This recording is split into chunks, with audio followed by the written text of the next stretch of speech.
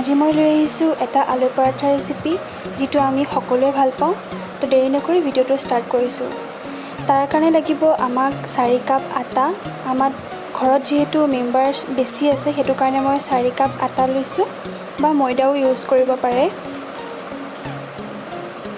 আৰু এই ময়দাখিনিৰ লগত মই এতিয়া দিম 2 চামুচ ৰিফাইণ্ড অইল আৰু 1 চামুচ নিমখ সোৱাদ অনুযায়ী। আৰু এই গোটেইখিনি মিশ্ৰণ আমি ভালদৰে মিলাই ল'ম।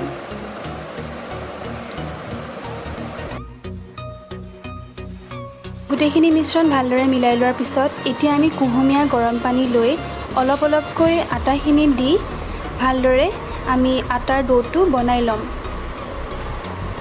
এবাৰতে গোটেইখিনি দি নিদিওঁ পানী, অলপ অলপকৈ দি পেলাই আমি আমাৰ আটাৰ ডোটো ভালদৰে বনাই ল'ম।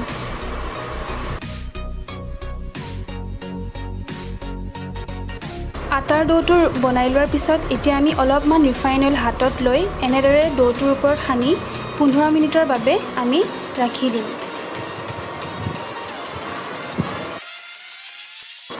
আলুৰ ফিলিংখিনি বনাবৰ কাৰণে এতিয়া এটা কেৰাহী গৰম কৰি তাতে 2 চামুচ মিঠাতেল দি ল'ম। আৰু তেলখিনি গৰম হোৱাৰ পিছতে আমি বাকীখিনি বস্তু দিম। তাৰ কাৰণে লাগিব আমাক 2টা কেঁচা জলকীয়া আৰু 2টা ডাঙৰ চাইজৰ পিঁয়াজ আমি এনেদৰে মিহি মিহি কুটি লৈছোঁ। আৰু 2টা ইনগ্ৰিডিয়েণ্ট আমি এনেদৰে তেলত দি ভালদৰে ৰঙচুৱাকৈ ফ্ৰাই কৰি ল'ম।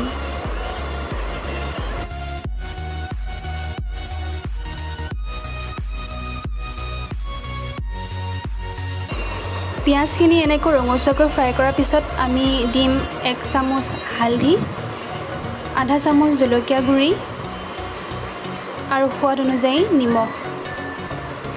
এই গোটেইখিনি বস্তু দি আমি ভালদৰে মিলাই ল'ম।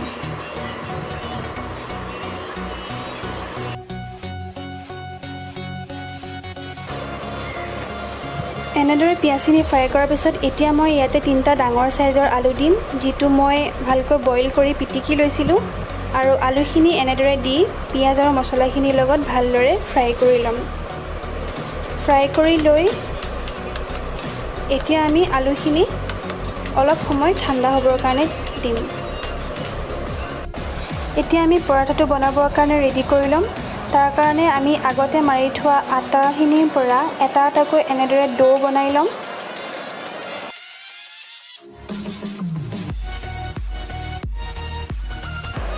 ডোকেইটা বনাই লৈ এনেদৰে এটা ডো আমি বেলনাত দি ভালদৰে বেলি ল'ম গোল কৰি।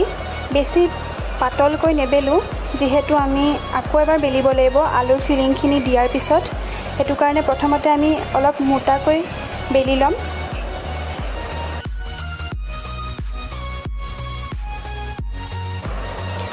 ৰুটিখন এনেদৰে বেলি লোৱাৰ পিছত এতিয়া আমি আলুৰ ফিলিংখিনি মাজত দি ভালকৈ মেলি ল'ম।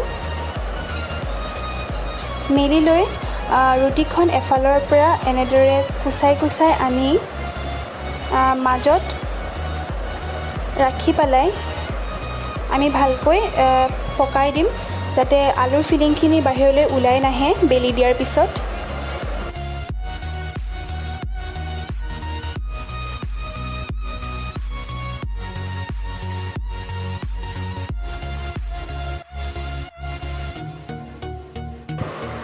আটাৰ ডোটো এনেদৰে পকাই পকাই আমি মূৰৰখিনি ছিঙি ল'ম।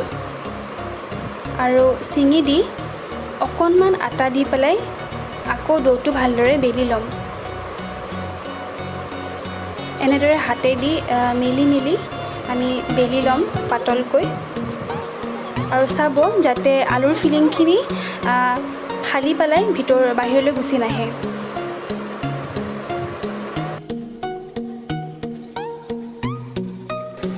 এতিয়া আমি এখন টেৱাত অলপমান ৰিফাইণ্ড অইল দি পেলাই পৰঠাখন দি ল'ম।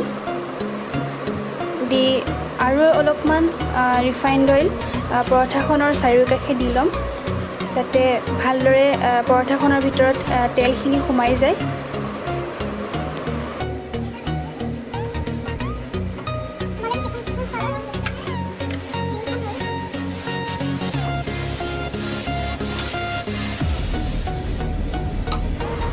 গেছটো মিডিয়াম ফ্লেমত ৰাখিব যাতে পৰঠাখনৰ তলটো ধৰি নাযায় সেইটো কাৰণে অলপ অলপ মাজে মাজে লৰাই থাকিব